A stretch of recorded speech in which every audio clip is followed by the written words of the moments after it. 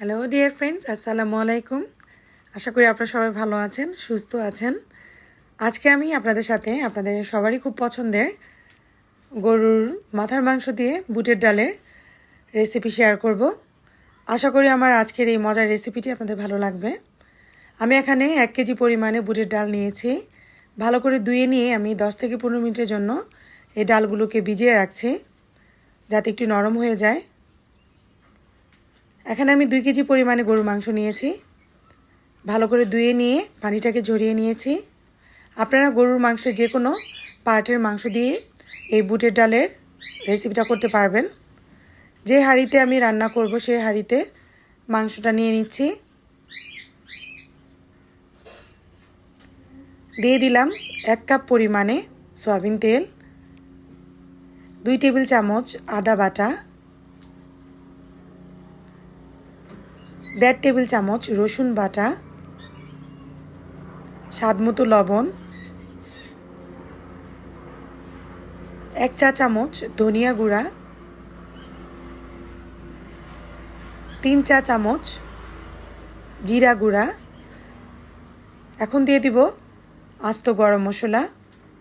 আপনারা আস্ত কাঁচা জিরা বাটাও দিতে পারবেন জিরা গুঁড়ার বদলে, না থাকলে জিরা গুঁড়াটা দিয়ে দিবেন।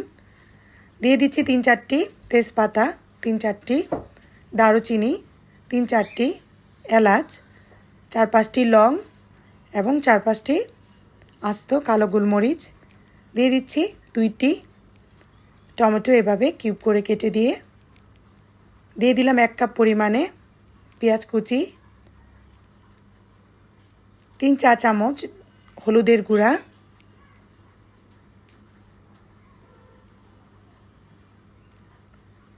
3 টেবিল চামচ মরিচের গুঁড়া। মরিচের গুঁড়ার পরিমাণটা বাড়িয়ে কমিয়ে নিতে পারেন। এখন খুব ভালো করে আমি মিশিয়ে নিচ্ছি। এভাবে মিশিয়ে নিতে হবে, আপনার হাতের সাহায্যেও মিশিয়ে নিতে পারেন।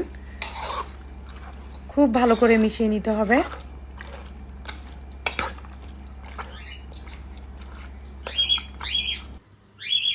এখন চুলায় বসিয়ে দিলাম। আর ভালো করে কষিয়ে নেওয়ার জন্য এখানে পরিমাণ মতো পানি দিয়ে আমি চুলার আঁচ বাড়িয়ে দিয়ে ঢেকে রান্না করে নিব। আর খুবই ভালো করে কষিয়ে নিতে হবে।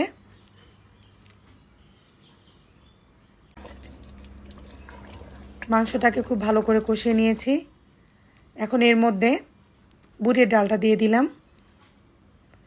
আবার ভালো করে মিশিয়ে নিচ্ছি মাংসের সাথে ডালটাকে।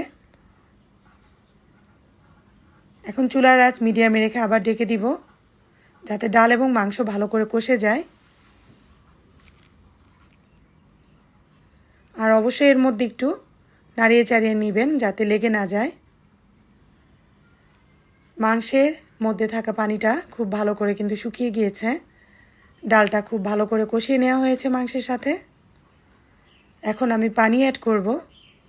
পানি অ্যাড করার সময় অবশ্যই সতর্কতার সাথে পানি অ্যাড করতে হবে, কারণ বুটের ডাল দিয়ে মাংস রান্নার ক্ষেত্রে ডালটা আস্তে আস্তে থাকবে এবং সিদ্ধ হতে হবে ডালটা, এবং মাংসটাও কিন্তু ভালোভাবে সিদ্ধ করতে হবে।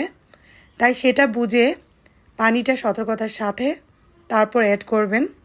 খুব বেশি পানি অ্যাড করে ফেললে কিন্তু ডালটা একদম ভর্তা ভর্তা হয়ে যাবে, গলে যাবে, মাংসটাও ওভার কুক হয়ে যেতে পারে। তাই পানিটা সতর্কতার সাথে অ্যাড করবেন। এখন আমি চুলার আঁচ বাড়িয়ে দিয়ে ঢেকে রাখবো কিছু সময়ের জন্য। মাংসটা আমার অনেকটাই সিদ্ধ হয়ে গিয়েছে এবং ডালও কিন্তু সিদ্ধ হয়ে গিয়েছে, আপনারা দেখতে পাচ্ছেন। ডাল কিন্তু আমার একটাও ভাঙেনি। এখন ঝোলটা আরেকটু টানিয়ে নিব, মাখা মাখা একটা ঝোল থাকবে। এর মধ্যে আমি আরেকটি প্যানে ফোড়ন বা বাগার দেওয়ার জন্য দিয়ে দিলাম 1/3 কাপ সয়াবিন তেল, 1 টেবিল চামচ ঘি। খুব সুন্দর একটা গ্রান নিয়ে আসবে কারির মধ্যে।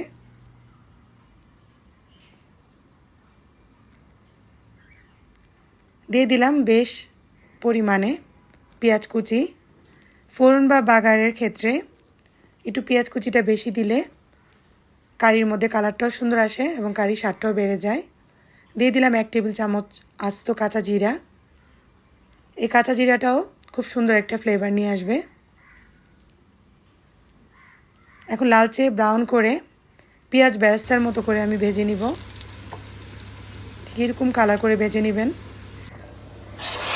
এখন মাংসের মধ্যে দিয়ে দিলাম।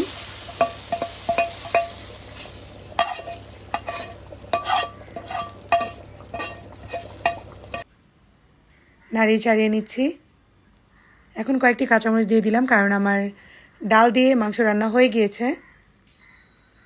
গ্রেভিনেসটা আমি কীরকম রেখেছি, একটা মাখা মাখা ঝোল রেখেছি, আপনারা দেখে বুঝতে পারছেন। এর উপর দিয়ে আমি পরিবেশনের সময় একটু পেঁয়াজ বেরেস্তা রেখে দিয়েছিলাম, সেটা আবার উপর দিয়ে দিয়ে দিচ্ছি। এতে দেখতেও ভালো লাগে, খেতেও ভালো লাগে। তো আশা করি আমার আজকের এই মজার রেসিপিটা আপনাদের কাছে ভালো লেগেছে। আপনারা অবশ্যই বাসায় ট্রাই করবেন। আমার আজকের এই রেসিপিটা ভালো লাগলে আমার চ্যানেলটিকে সাবস্ক্রাইব করে দেওয়ার অনুরোধ থাকবে আপনাদের কাছে, এবং সাবস্ক্রাইব করার পাশাপাশি সাবস্ক্রাইব বাটনের পাশে থাকা বেল আইকন নোটিফিকেশন বেলটি অবশ্যই প্রেস করে দিবেন। তাহলে আমার সবগুলো রেসিপির আপডেট আপনাদের কাছে চলে যাবে। আপনাদের অসংখ্য ধন্যবাদ। আপনারা সবাই ভালো থাকবেন, সুস্থ থাকবেন। আল্লাহ হাফেজ।